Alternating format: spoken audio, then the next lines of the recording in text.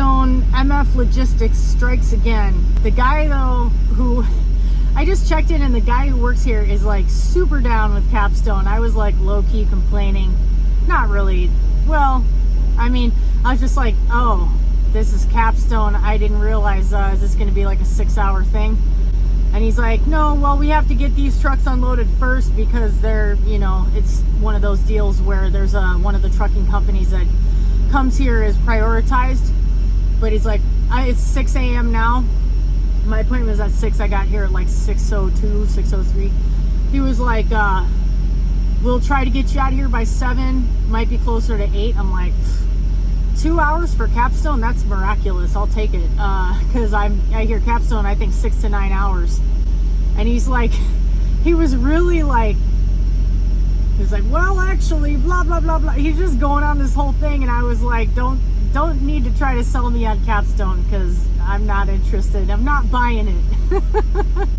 I was just like trying to read up on, like look up who the CEO was and what his net worth was and stuff like that. I'm like, what are these guys, you know, making to be this evil? And I saw something about how the record for Capstone, like the way that their metrics, let's say, with the industries that they serve, the companies they serve, are outstanding. And that's because the people who make it happen, the very low paid warehouse workers and the truck drivers who they steal time from, are the ones who pay the price for that. You know, whatever keeps their shareholders happy, that's the American way. Anyway, yeah, that's enough bitching from me. But I got a couple hours. I'm waiting for this other truck to move out of the way because he's sitting directly in front of the door I need to get into. So maybe he's checked in. That's why, little word to the wise, if you're a new driver, if you pull into a place to deliver and there's open parking spaces across from the docks, I mean, obviously there's certain exceptions, but you kind of get a feel. Park your truck. Don't, if you can avoid blocking any other traffic, do that, because you don't want to be leaving your truck, walking away from your truck, going into the office. You don't know how long it might take you to take them to check you in, and then you're making it so someone else can't get in their door or whatever when you could have just parked your truck. It's also additional practice for backing. Every little opportunity you have is really a good idea to do it. So gonna get in my door, gonna bust out my kettlebells and do a little exercise while I wait. Probably put some fucking makeup on. Next time you see me, I'll have eyebrows. Gotta love it. So check this out. I just want to show you something interesting. The way that they loaded this trailer, it made it really difficult to properly scale. All the load is in the front, in the nose of the trailer. So I have the tandems all the way forward, and it's still heavy. It's like 2,000 pounds heavier on the drive axle. 2,000 pounds heavier on the drives. Wow, I could not get that out. But I need to get at the button that is inside there in order to slide my tandems, and they want the tandems back. And the only way I'm going to be able to do that, because I have them all the way forward right now, is to crawl underneath the trailer. It's like, that's the only way I can do it. I'm tempted to just leave them forward. It's kind of fucked up. But no, I literally crawled under the trailer because yoga, that's why. Oh, fuck. For a second, I thought I left my trailer brakes disengaged, because it's a habit I've kept from the winter. This is why it really is useful sometimes to have a higher level of flexibility and athleticism in trucking. Well, you know what time it is? Well, we're here being held hostage by good old Crapstone Logistics. We're gonna get a workout in, and my truck is sitting over there. I've got my phone turned on, my AirPods going, so I will hear if they call me, but they're probably not even going to be started unloading my truck by the time I'm done with my workout. Whenever you can, find a cool area, like a cool, I don't know why I said cool, like temperature I'm thinking of, when you can find a clean area to exercise where you're not going to be in the way of any truck traffic, or you're not going to have an audience. Like I found this nice spot behind some trailers, and the ground isn't perfectly level, but that's okay. But one nice thing about getting started so early in the morning, if you get to your drop off or your pickup real early and there's a place to exercise, the weather hasn't heated up yet, it's good. And The grass smells nice. I kind of like that. I'm not sitting here smelling a bunch of exhaust fumes or anything. Sometimes I'll exercise next to my trailer, like in the shade of my trailer on the passenger side if it's a dock where there's space to do that. But where I'm at now, I'm parked directly next to other trucks right in between them, and the guy I parked next to is a real piece of work. He thought he was going to help me because he thought I was too close to his trailer to open my doors, but he was mistaken. That's okay. I just laughed it off. You got to do that sometimes. Anyway, let's get some exercise.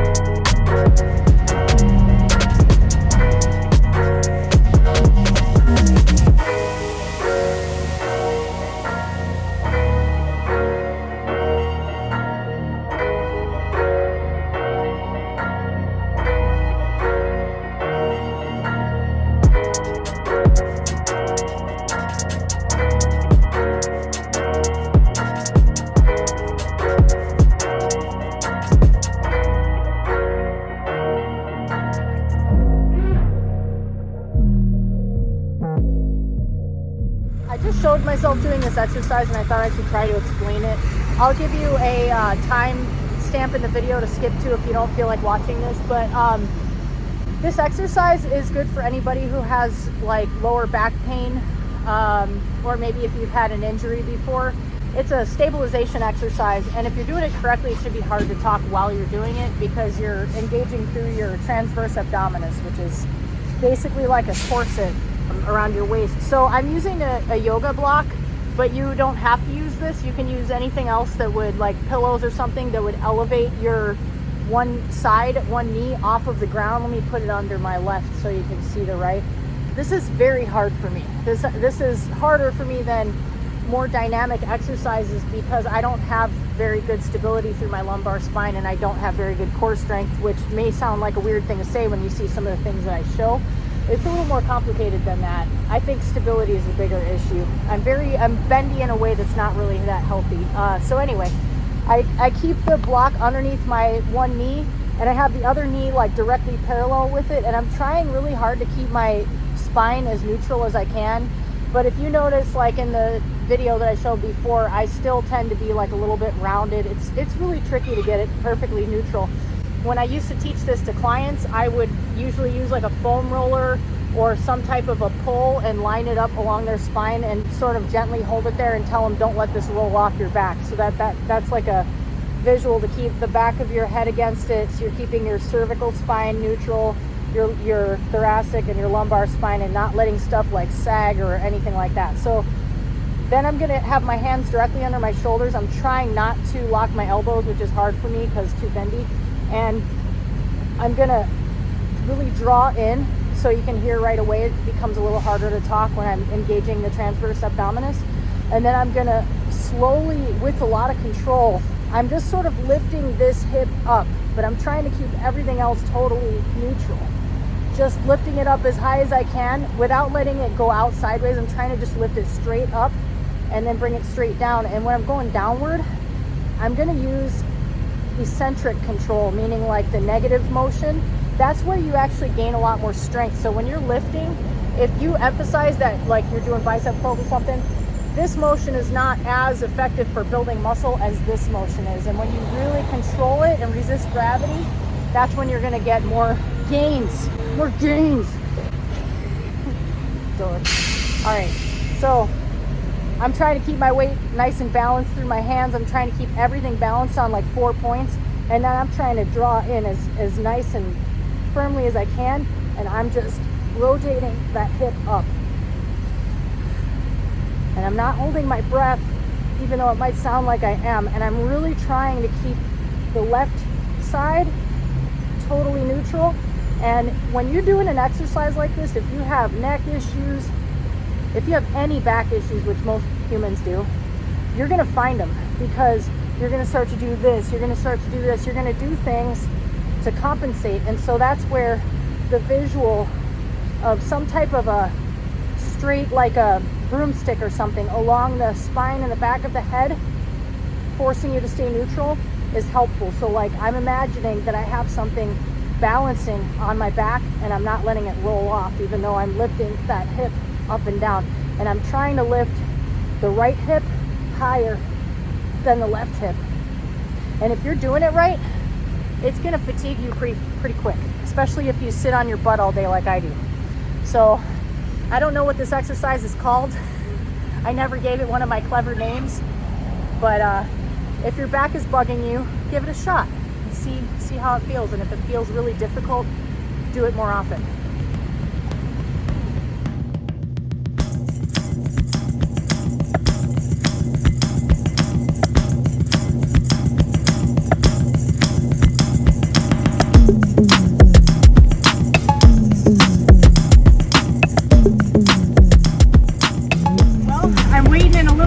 To get out of here, but I call this look the Capstone unload.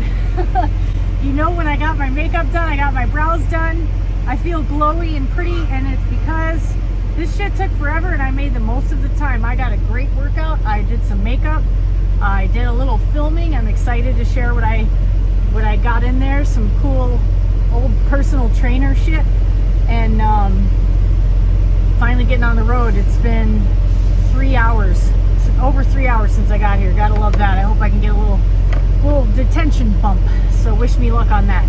Let's head out.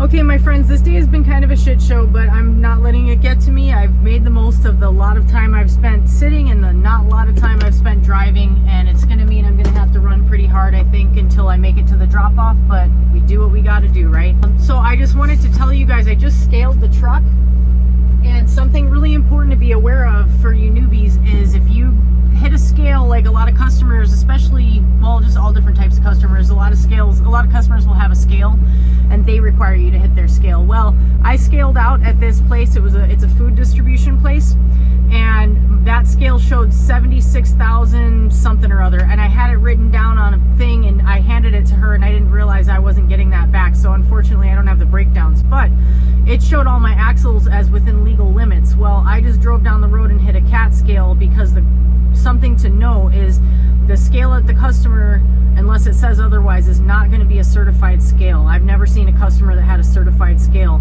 So you absolutely need to make sure you go to a certified scale, because customers will try to get away with overloading you. I had to stop really quick because I just realized I texted my dispatcher like, I'm 78,100. Am I still legal because of the APU? Duh, I have up to 80,000. I don't know why I said that. When I don't drive for too long and then I start driving, it's like I have to reset my brain, and I am gonna go get another coffee, even though it's already almost 4 o'clock, way too late to be drinking coffee.